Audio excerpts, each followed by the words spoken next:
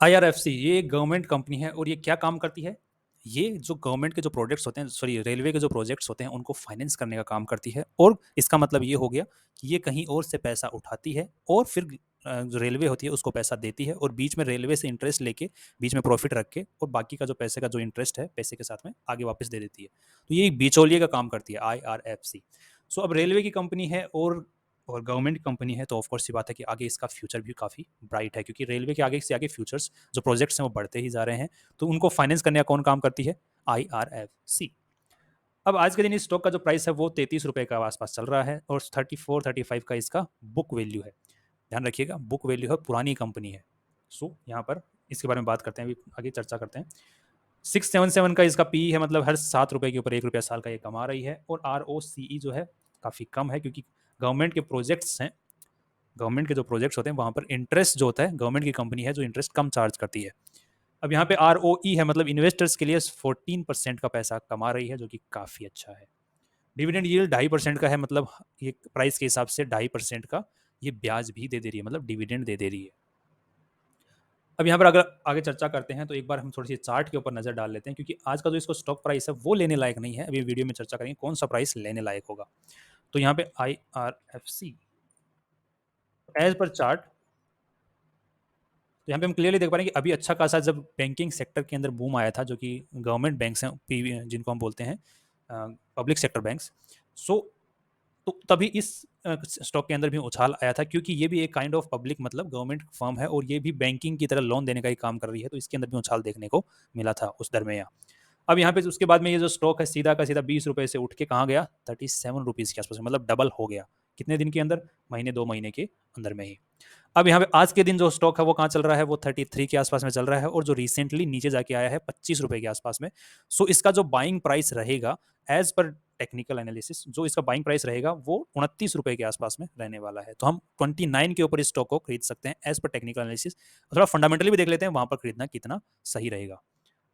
So on the basis of fundamental analysis, यहाँ पे जो क्वार्टरली है कंपनी अच्छा खासा पैसा कमा रही है। 62 47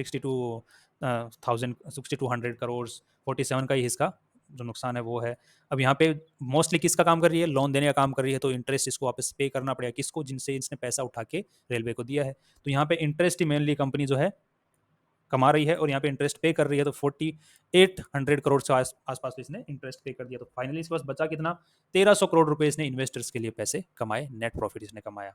तो एक शेयर के ऊपर इसने 1 रुपया कमाया, क्योंकि नंबर ऑफ शेयर्स इस कंपनी के बहुत ही ज्यादा है। 1300 शेयर्स हैं इसके, total total number of shares, इसके नंबर ऑफ शेयर्स ज्यादा हैं, इसीलिए तो इसका शेयर प्राइस है वो कम है।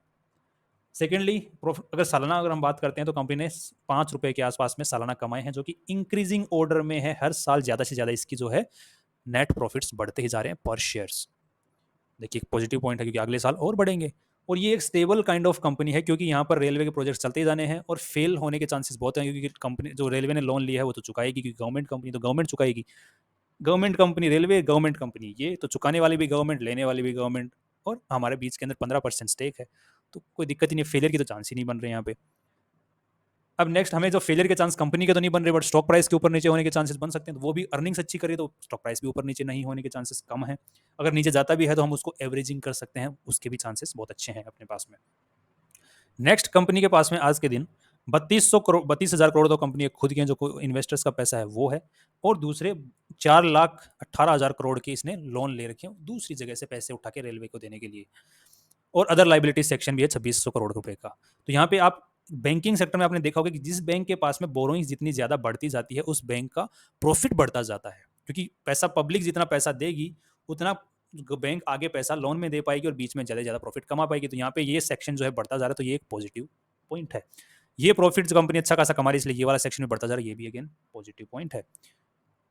कैश फ्लो की बात करते हैं तो ये बैंकिंग सेक्टर का है, तो कैश फ्लो ये वाला सेक्शन जितना नेगेटिव रहे उतना ही अच्छा है। इसका मतलब हुआ कि इस साल इन्होंने 28,000 करोड़ रुपए का लोन दिया है। सो कैश गया है बाहर, और जितना ये पैसा देगी तभी तो वही पैसा तो आगे से प्रॉफिट जनरेट करके लाएगा। तो ये काफ़ी अच्छा पॉजिटिव पॉइंट है।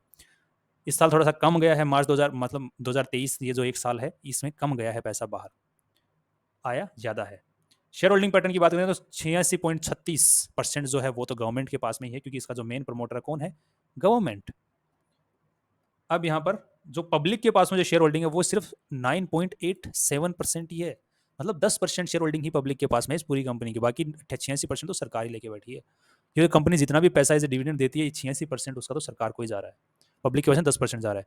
तो अब ओवरऑल जिस कंपनी की बात करते हैं तो ओवरऑल हमने फंडामेंटल्स देखे, फ्यूचर भी देखने की कोशिश की, तो फ्यूचर भी पॉजिटिव नजर आ रहा है, स्टेबल कंपनी नजर आ रही है, लॉस मेकिंग कंपनी के होने के चांसेस बहुत कम है, फेल होने के चांसेस बहुत कम है, नील बट्टे सन्नाटा टाइप ही लग रहे हैं।